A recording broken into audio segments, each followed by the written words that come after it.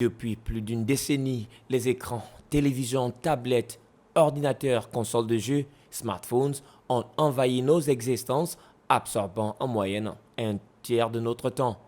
Neuroscientifiques, psychiatres, laboratoires du monde entier et experts en santé visuelle, tels que les ophtalmologues, mesurent l'impact de ces outils numériques sur le cerveau et le comportement humain.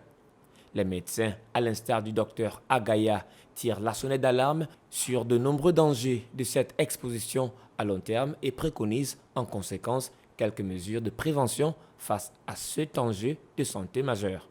L'émission de lumière bleue.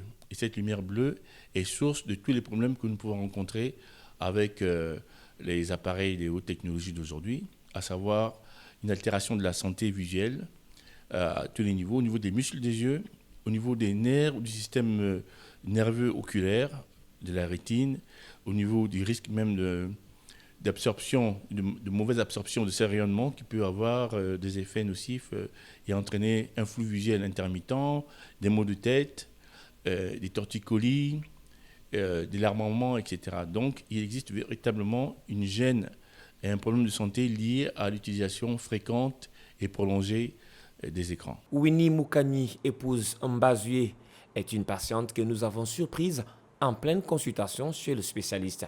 Elle nous explique les raisons de sa présence dans ce cabinet médical. J'ai des douleurs oculaires. Étant en contact permanent avec les écrans, j'ai de très fortes douleurs lorsque je me déconnecte de ces écrans.